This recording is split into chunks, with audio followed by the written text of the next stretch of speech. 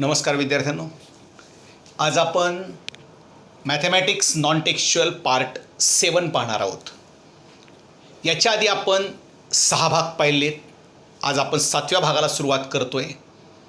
याच्यामध्ये काही आपण सिमिलॅरिटी, पायथागोरस याच्यावरती आधारित गणितं पाहणार आहोत. पहिलं गणित आहे, in triangle ABC PQ is a line segment intersecting AB at P and AC at Q such that बघा AB ला तो सेगमेंट P या पॉइंटमध्ये AC ला Q या पॉइंटमध्ये इंटरसेक्ट करतोय. PQ पॅरलल टू BC आपल्याला दिलेलं आहे. PQ हा BC ला पॅरलल आहे. If PQ divides triangle ABC into 2 equal parts.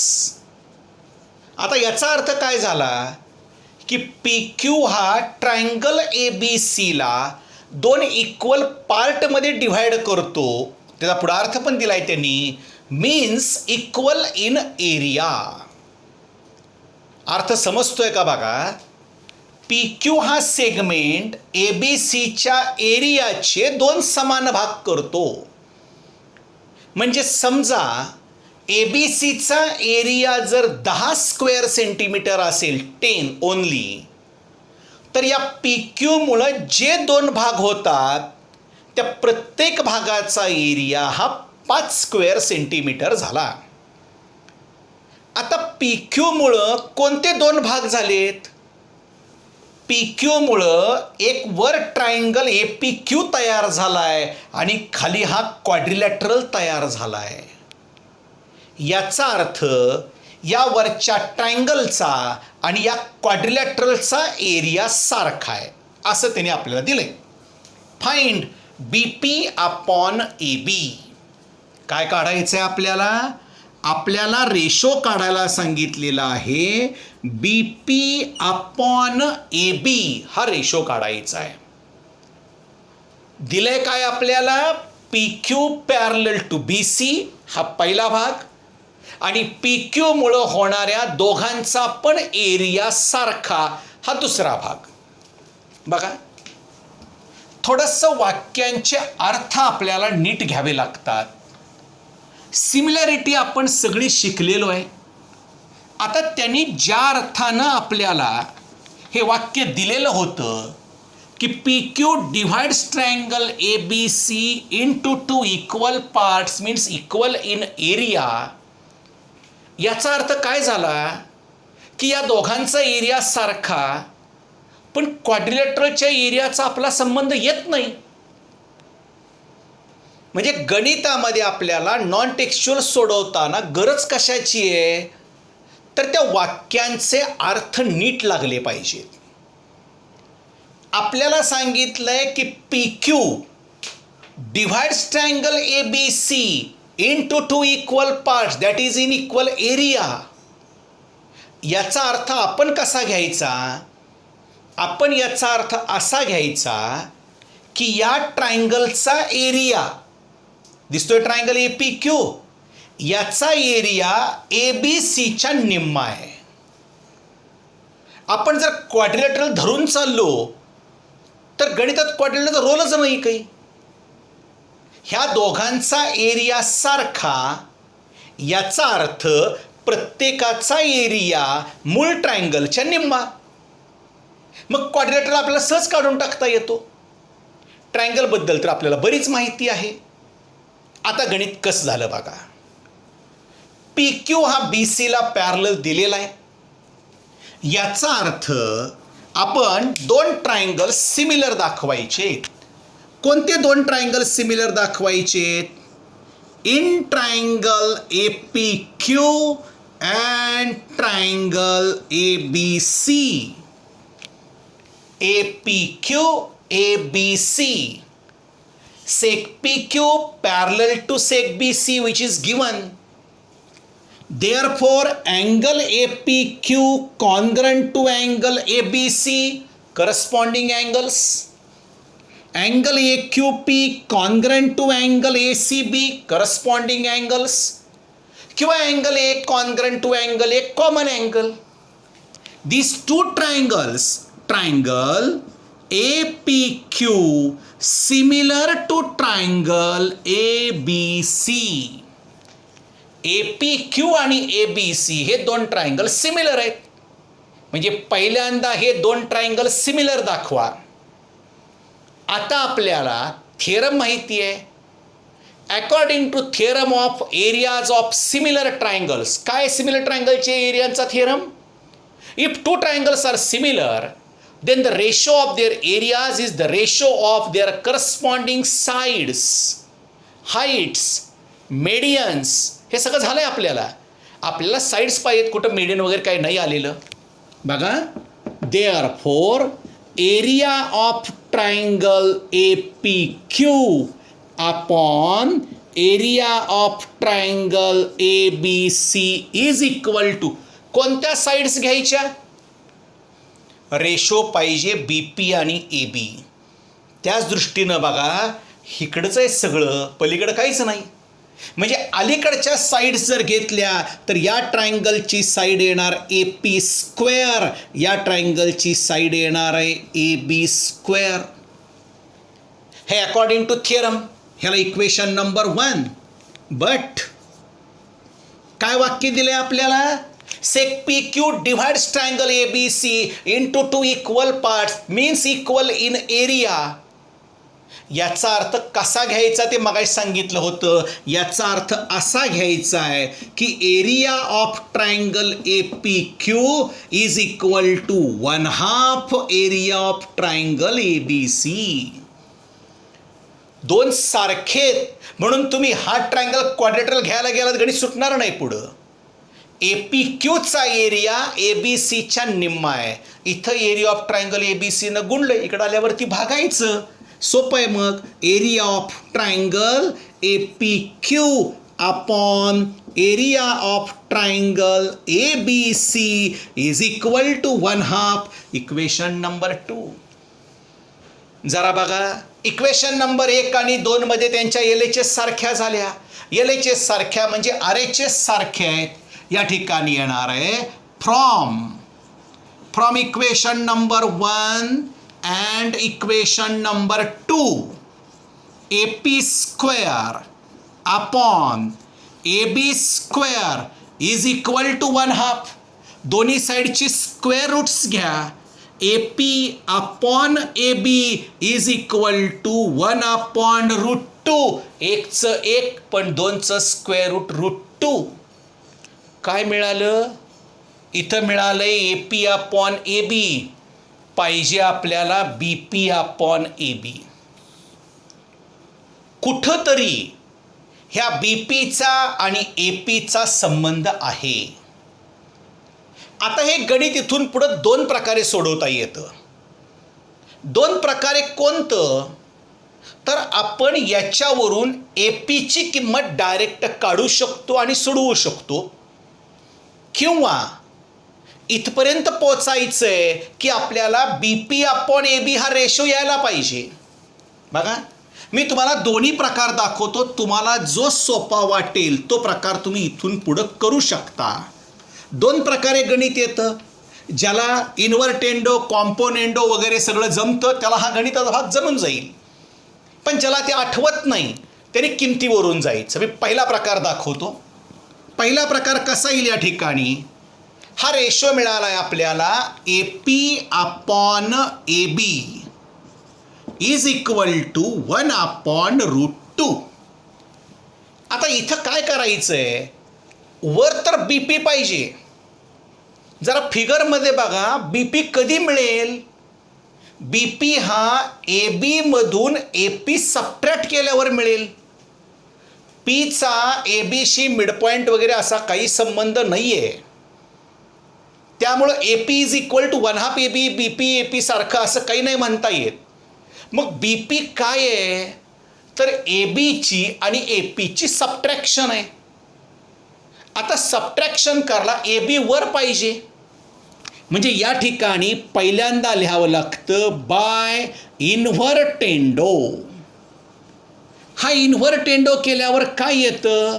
AB upon AP is equal to √2/1. आता याच्यावरती करायचा डिव्हिडेंडो बाय डिव्हिडेंडो. डिव्हिडेंडो म्हणजे काय? A B minus A P upon A P येणार. लक्षात घ्या, या ठिकाणी आपल्याला ए बी आणायला परत गुणाकार करावा लागतो. त्याच्यामुळं ही प्रक्रिया मोठी जाती. आम्ही तुम्हाला पहिला प्रकार जो दाखवायला लागलोय हा गणिताचा मोठा प्रकार झाला. आता या ठिकाणी आपल्याला दुसरा प्रकार कोणता करता येतो? हा जो दुसरा प्रकार आहे तो मात्र अतिशय सोपा आहे.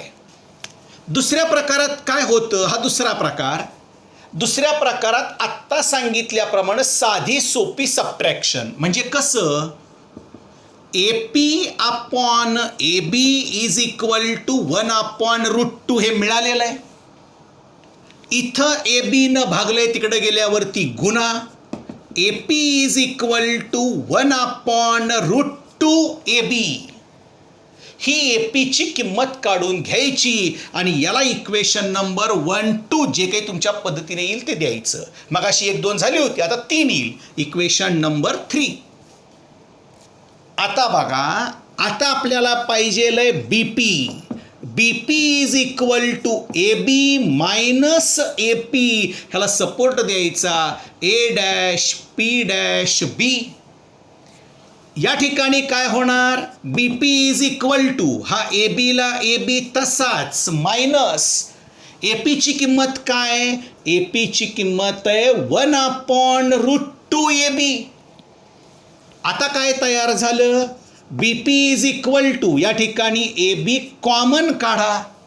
तो कॉमन काढला की 1 - 1/√2 या ठिकाणी येणार. B P is equal to A B in bracket, इथं एलसीएम काढा. एलसीएम येणार √2 आणि न्युमरेटरमध्ये येणार √2 - 1. इथं ए बी न गुणलंय, इकडं आल्यावरती भागायचं आहे. याचा अर्थ B P upon A B is equal to √2 - 1/√2. हे इन्व्हर्टेंडो डिव्हिडेंडो केलं उत्तर हेच मिळतं. पण हा प्रकार सोपा जातो की जेव्हा आपण या रेशोवरून ए पीची किंमत काढतो आणि ते पुढं सोडवतो. गणित सोपं आहे. हे 4 मार्काला सहज गणित पडू शकतं. त्यामुळे थोडासा नीट अभ्यास करा. पहिल्या प्रकाराकडे शक्यतो जाऊ नका, पण ज्याला ते जमतं त्याने ते पुढं करायला हरकत नाही. फक्त प्रोसेस मोठी होती. या प्रकारे मात्र ते आपल्याला सोपं जातं. आता आपण पुढचं गणित बघूयात. पुढचं गणित परत एक ट्रायंगल ABC आपल्याला दिलेला आहे. In triangle ABC seg DE parallel to seg BC. DE parallel to BC. Two area of triangle ADE is equal to area of quadrilateral DBC. या क्वाड्रिलॅटरलचा एरिया याच्या दुप्पट आहे 2. Find AB as to AD. AB as to AD हा ratio काढायचा आहे. BC is equal to √3 DE. BC is equal to √3 DE. DEला √3 न मल्टिप्लाय केल्यावर येतो BC. हे आपल्याला दाखवायचं आहे. गणित साधं सोपं आहे. ट्रायंगलमध्ये पुन्हा एकदा एक सेगमेंट आपल्याला पॅरलल दिलेला आहे. थोडे आधीच्याच गणिताप्रमाणे आपल्याला ह्या क्वाड्रिलॅटरलचा संबंध घेऊन नाही चालत. कारण एरिया ऑफ क्वाड्रिलॅटरल हा सिमिलॅरिटीमध्ये कुठं फारसा येत नाही आपल्याला. परत ते आपल्याला कन्व्हर्ट करावं लागेल. हे आपण 2 प्रकारे पुन्हा जाऊ शकतो. याचा एरिया जर x घेतला तर याचा एरिया 2x येणार. म्हणजे संपूर्ण ट्रायंगलचा एरिया किती झाला? 3x. हे अगदी सोपं. पण जसं दिलंय त्याप्रमाणे सुद्धा आपल्याला जाता येतं. बघा, गणित फार सोपं आहे. आपल्याला रेशो विचारलाय AB ॲज टू AD. जे विचारलंय, जे दाखवायचंय त्याच्याकडं थोडं नीट बघितलं तर आपल्याला गणिताचा अंदाज येतो की काय करावं लागेल. A B as to A D याचा अर्थ ए बी सी आणि ए डी ई हे दोन ट्रायंगल सिमिलर दाखवावे लागतील.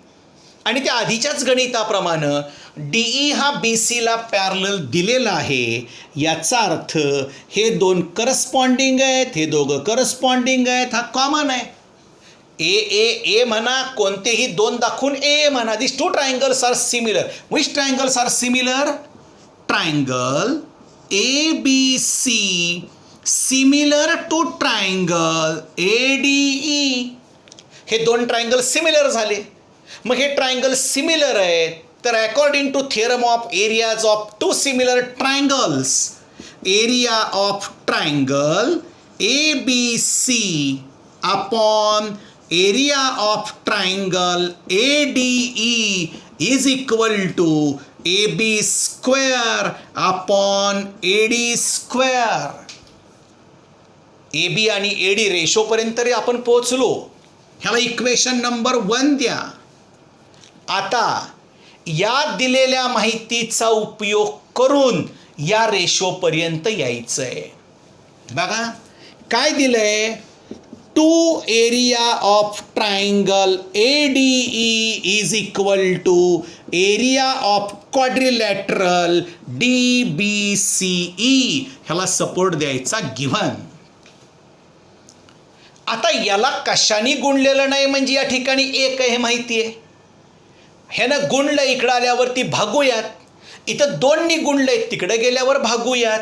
म्हणजे काय होईल, area of triangle A D E upon area of quadrilateral D B C E is equal to 1/2. कसं आलं 1/2? या ठिकाणचा एक आणि या ठिकाणी दोननी गुणलेलं आहे, तिकडं गेल्यावरती भागायचं आहे. बघा आता आपल्याला या रेशोपर्यंत पोचायचं आहे. हे काय करता येईल, आपल्याला याच्यावरती पहिल्यांदा इन्व्हर्टेंडो करावा लागेल. बाय इन्व्हर्टेंडो. आता पुन्हा एकदा लक्षात घ्या, ज्यांना हे अवघड वाटतं त्यांनी एक्स आणि 2x घेऊन घेतलं तरी चालतं, पण एक साधी सोपी पद्धत आहे ही सुद्धा. By invertendo area of quadrilateral D B C E upon area of triangle A D E is equal to 2/1. आता जरा बघा, जर या क्वाड्रिलॅटरलमध्ये हा ट्रायंगल मिळवला तर ए बी सी मिळणार. याच्यावर कॉम्पोनेंडो करा. या ठिकाणी येणार आहे बाय कॉम्पोनेंडो. जर कॉम्पोनेंडो केला तर area of quadrilateral D B C E plus area of triangle A D E upon area of triangle A D E हे अलीकडं झालं. आणि या ठिकाणी पलीकडं काय होईल, 2 + 1/1. ही थोडी जागा कमी या ठिकाणी, 2 + 1/1. जर या दोघांची बेरीज केली तर काय मिळणार, area of triangle A B C upon area of triangle A D E is equal to 3/1. Equation number 2. कुठेही एक्स वगैरे घ्यावं लागलं नाही. आता जरा बघा, इक्वेशन नंबर 1 आणि इक्वेशन नंबर 2 याच्यामध्ये या एल एच एस सारखे आहेत. From equation number 1 and 2 L H S सारखे आहेत तर आर एच एस सारखे आहेत. कोणते आर एच एस आहेत, A B square upon A D square 3/1. आणि आता स्क्वेअर रूट्स घ्या, A B upon A D √3/1. म्हणजे पहिल्यांदा काय विचारलंय, A B as to A D. जर A B as to A D विचारलं तर रेशो कसा येईल, A B as to A D √3/1. A B as to A D √3/1. हे झालं पहिलं उत्तर. आता दुसरं खूपच सोपं आहे. काय दाखवलं होतं पहिल्यांदाच आपण, सुरुवातीलाच आपण दाखवलेलं आहे की area of triangle A B C similar to triangle A D E. हे आपण आधीच दाखवलेलं आहे. If two triangles are similar, then corresponding sides are in proportion. Which sides are in proportion? AB upon AD is equal to BC upon DE is equal to AC upon AE. आपल्याला AB upon AD ratio आत्ताच मिळाला. हा मिळाला √3/1 is equal to BC upon D is equal to AC upon AE. याचा आपला काही संबंधच नाही. हे विचारलेलं पण नाही, दिलेलं पण नाही. विचारलंय काय? ह्याच्यातलं रिलेशन विचारलेलं आहे. Therefore BC upon DE is equal to √3/1. आता क्रॉस मल्टिप्लिकेशन करा. BC न गुणायचं 1ला, DE ला गुणायचं √3नी. And therefore BC is equal to √3DE. सोपं गणित आहे. फक्त क्वाड्रिलॅटरलचा कन्व्हर्शन आपण मोठ्या ट्रायंगलमध्ये आपल्याला करता आलं पाहिजे. अतिशय सोपा भाग आहे. आणखी गणित आपण याच प्रकारचं पाहणार आहोत. आता पुढचं गणित. इन फिगर अँगल QPR हा 90चा दिलेला आहे. Seg PS perpendicular to QR. P पासून S वर P पासून S पर्यंत QR वर परपेंडिक्युलर काढला आहे. Seg SM perpendicular to PR. SM perpendicular to PR. Prove that PM into PR is equal to QS into SR. आता आपण गणित बघूयात. या प्रकारचं एक गणित आपल्याला मागच्या काही व्हिडिओमध्ये झालेलं आहे. फक्त त्यावेळेला थोडासा या ठिकाणी अलीकडच्या बाजूला स्क्वेअरचा गुणाकार होता, पलीकडे वेगळा गुणाकार होता. आता तसं नाही. बघा, अलीकडं 2 सेगमेंटचा गुणाकार आहे, पलीकडं 2 सेगमेंटचा गुणाकार आहे. ह्या 2 पैकी एक गुणाकार आपल्याला क्लिक व्हायला पाहिजे की तो कसा येतो. आता PM इंटू MR म्हणलं असतं तर सोपं गेलं असतं, कारण SM हा परपेंडिक्युलर आहे, प्रॉपर्टी ऑफ जॉमेट्रिक मीन. पण ते नाही, PM इंटू PR आहे. इथं काय झालंय? QS इंटू SR आहे. आता जरा सोपं आहे. QS इंटू SR साठी मी अलीकडं अशी फिगर काढतो म्हणजे लक्षात येईल. या ठिकाणी एक QPR आणि P पासून काढलेला perpendicular S. In triangle QPR seg PS perpendicular to hypotenuse QR. आणि आपल्याला माहित आहे according to property of geometric mean, हा जो परपेंडिक्युलर आहे ते हायपोथिनियसचे जे 2 पार्ट होतात त्याचा जॉमेट्रिक मीन असतो. According to the property of geometric mean आपल्याला काय मिळालं? PS² is equal to QS into SR. म्हणजे पलीकडं तर मिळालं. आता कळलं आपल्याला की या गुणाकाराचा आणि याचा काहीतरी संबंध आहे, त्याशिवाय तर दोघं सारखे होणार नाहीत. याला इक्वेशन नंबर 1. आता दुसरा प्रकार काय आहे? साधे सोपे 2 कन्सेप्ट्स आहेत. आता तुमच्या लक्षात आलंय की PS PM PR याचा संबंध आहे, कारण जोपर्यंत PS² is equal to PM into PR किंवा कोणीतरी मध्यस्थ येत नाही तोपर्यंत हे सारखे होत नाहीत. आता जर पाहिलं राहिलेलं काय राहिलंय? PS² PM PR. कुठं Q येतोय का? नाही. थोडक्यात या अलीकडच्या फिगरचा काहीच उपयोग नाही. मग काय करावं लागतं? फक्त एवढ्याच फिगरचा विचार करा. जेवढं नॉन टेक्स्च्युअलमध्ये आपल्याला थिंकिंग वाढेल तेवढं सोपं जाणार. लक्षात ठेवा, या ठिकाणी P, या ठिकाणी S, या ठिकाणी R आणि या ठिकाणी M. आता ज्या ट्रायंगलमध्ये PS आहे, ज्या ट्रायंगलमध्ये PM आहे आणि ज्या ट्रायंगलमध्ये PR आहे, अशाच ट्रायंगल्सचा उपयोग करायचा आहे. According to similarity of right angled triangles, which 3 triangles are similar in this figure?